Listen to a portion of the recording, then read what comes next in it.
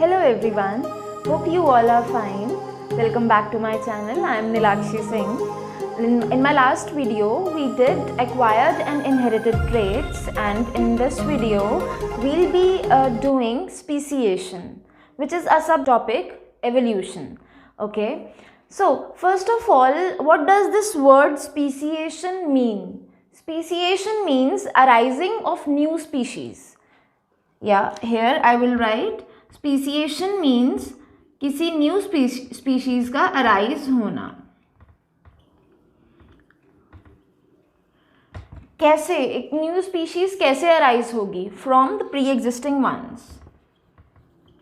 From the pre existing once.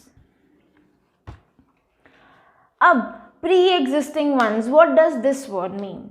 Pre means पहले से exist करती हुई स्पीशीज से एक न्यू स्पीशीज का बर्थ होना. जैसे हमने पढ़ा था, एवोल्यूशन का मतलब ही होता है कि जब न्यू स्पीशीज अराइज होती है. ओके, सो वो कैसे हो रही है? प्री एग्जिस्टिंग वन से कैसे हो रही है? कौन कौन से मेथड्स, कौन कौन से processes are responsible for evolution, ये हम पढ़ने वाले हैं इस वीडियो में.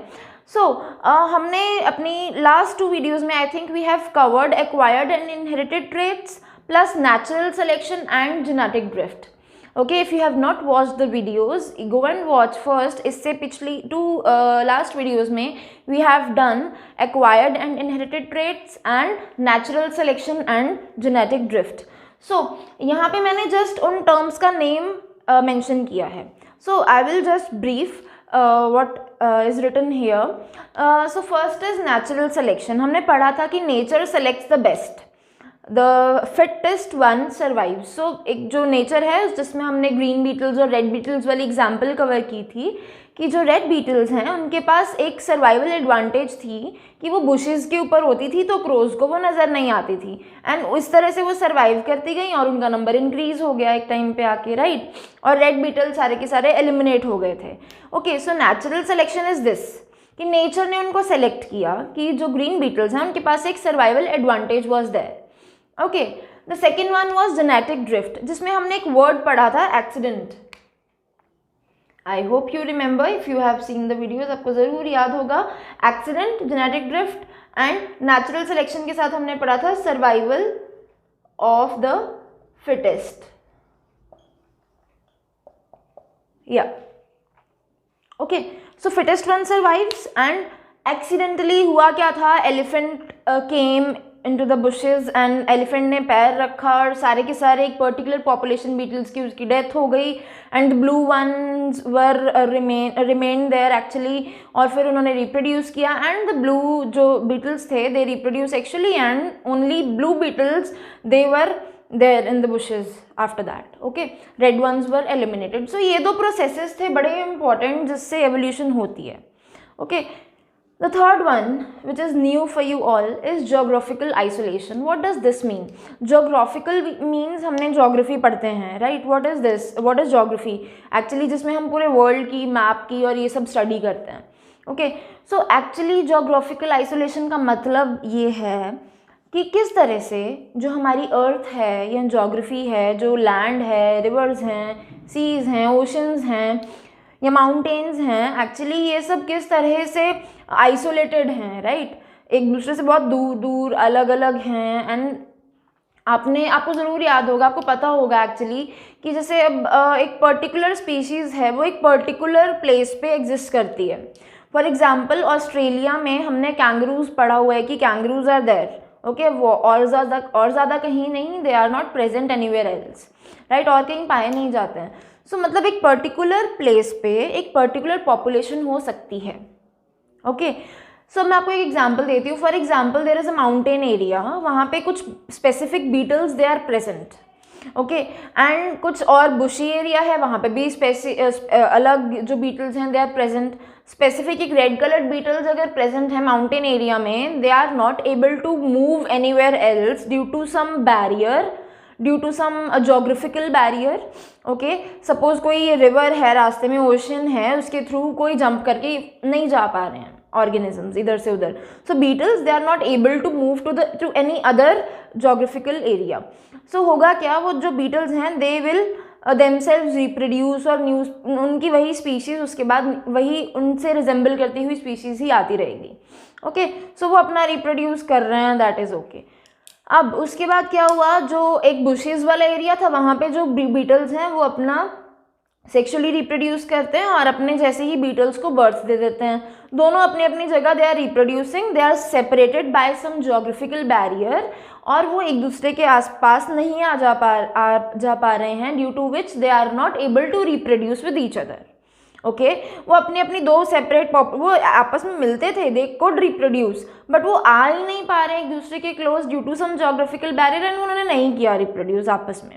अब हुआ क्या, आफ्टर सम ईयर्स, काफ़ी साल बाद हुआ क्या, वो ज्योग्राफी चेंज हुई। हम पढ़ते हैं ना, काफ़ी ईयर्स पहले ये जो लैंड थी काफ़ी जॉइंट थी, अभी कुछ चेंजेस आ चुके हैं, ओशंस आर देयर बहुत ज़्यादा, राइट। तो एक मैप ही चेंज हो जाता है, अगर आपने पढ़ा होगा ज्योग्राफी में, तो मैप का स्ट्रक्चर, पोजीशन ऑफ लैंड और ओशन और रिवर्स वो थोड़ी थोड़ी चेंज होती रहती हैं, आई मीन। ओके, सो अभी क्या हुआ, कुछ आफ्टर मैनी ईयर्स, तो वो क्या हुआ, वो बैरियर रिमूव हुआ। ओके, अब हुआ क्या था, वो दो सेपरेट पॉपुलेशंस बन चुकी हैं। एक है यहाँ पे ये कोई माउंटेन रेंज वाली पॉपुलेशन है, mountain area is there, okay, and there is some population B, ये कोई बुशी एरिया है। ओके, सो माउंटेन रीजन में क्या हुआ, माउंटेन रीजन वाली अपनी पॉपुलेशन आ गई बीटल्स की, एंड बुशी एरिया वाली अपनी बीटल्स की अलग पॉपुलेशन आ गई। अब after some years they could reunite. Okay, कुछ ज्योग्राफिकल बैरियर जो था वो रिमूव हुआ और कोई एक आधा बीटल एक जगह से दूसरी जगह जा पाया। ओके, बट हुआ क्या, अब उन्होंने देखा वो बीटल्स जो थे ना, दे रिकग्नाइज कि हम आपस में सिमिलर नहीं हैं, we are no long similar to each other, we cannot reproduce with each other. बच्चे, जब दो स्पीशीज़ आपस में रिप्रोड्यूस कर सकती हैं तब तक ही वो एक स्पीशीज़ कहलाती हैं, आई मीन वो एक कैटेगरी में आती हैं, कैटेगरी ऑफ स्पीशीज़ में। जब कोई दो ऑर्गेनिजम्स आपस में रिप्रोड्यूस नहीं कर सकते तो वो एक स्पीशीज़ में नहीं आते हैं। ओके, अगर हम बात करें होमोसेपियंस अलग हैं, एप्स अलग हैं, गॉरिलाज अलग हैं, मंकीज अलग हैं, वो हम क्यों इतने अलग हैं, बिकॉज हमारी स्पीशीज़ ही अलग हो गई, हम आपस में रिप्रोड्यूस नहीं कर सकते, राइट। सो इसी तरह से हुआ क्या, वो जो माउंटेन रेंज में रहते थे एक बीटल्स, आफ्टर सेवरल ईयर्स उन्होंने देखा जब ज्योग्राफिकल बैरियर रिमूव हो गया, तो ये जब आपस में देखा इन्होंने एक दूसरे को आके, तो दे रिकग्नाइज कि now they cannot reproduce with each other, they cannot mate with each other. So इससे अराइज हुई न्यू स्पीशीज़, मतलब यहाँ पे वो जो दो सिमिलर स्पीशीज़ थी उनमें through out the years variations आती रहीं, चेंजेस आते रहें, एंड वो आपस में क्या हुआ, दे कुड नाउ रिकग्नाइज कि हम बहुत अलग हो चुके हैं, now they cannot reproduce, right, they cannot reproduce sexually with each other, and इस तरह से अ न्यू स्पीशीज़ अराइज। यहाँ पे हमारी जो डेफिनेशन है स्पीसिएशन की वो प्रूव हुई, दैट एक न्यू स्पीशीज़ जब अराइज होती है from the pre existing one is known as speciation. And new species का अराइज होना कैसे, ड्यू टू ज्योग्राफिकल आइसोलेशन, ये मैंने यहाँ पे क्लियर किया। ज्योग्राफिकल वो दो बीटल्स की स्पीशीज़ अलग अलग आइसोलेटेड थी, उसके बाद एक न्यू स्पीशीज़ बन गई, क्योंकि वो अलग रह के उनमें अपने अपने वेरिएशंस आई, जिसके कारण आपस में उनका कोई भी वेरिएशन कॉमन नहीं होगी पॉसिबली, या फिर उनकी कॉमन वेरिएशन ना होने की वजह से उनमें कैरेक्टर्स अलग हो जाते हैं, उनमें ट्रेट्स अलग आ जाते हैं, उनके जीन्स अलग हो जाते हैं, जिस वजह से वो रिप्रोड्यूस नहीं कर सकते हैं आपस में। So due to this speciation occurred, and evolution 3 reasons की वजह से हो सकती है। ये आपको 3 मार्क्स क्वेश्चन आता है एग्जाम में, what are the causes of evolution. Okay, so आप ये तीनों एग्जाम्पल्स लिख सकते हो, आई मीन तीनों पॉइंट्स लिख सकते हो, natural selection, genetic drift and geographical isolation. इन तीनों को आप सिचुएशन और एग्जाम्पल देके फर्स्ट 2 में आप, फर्स्ट वाले में तो आप वो बुशेज और क्रो वाली एग्जाम्पल दोगे, सेकंड वाले में एलिफेंट फुट आ जाता है वो वाली एग्जाम्पल, एंड थर्ड वाले में आप ये माउंटेन रेंज और बुशी एरिया वाली एग्जाम्पल देके आप ये टॉपिक अपना आंसर कंप्लीट कर सकते हो। आई hope you have understood this topic. Thank you so much everyone. If you are liking my videos, if you are understanding the topics, please like, subscribe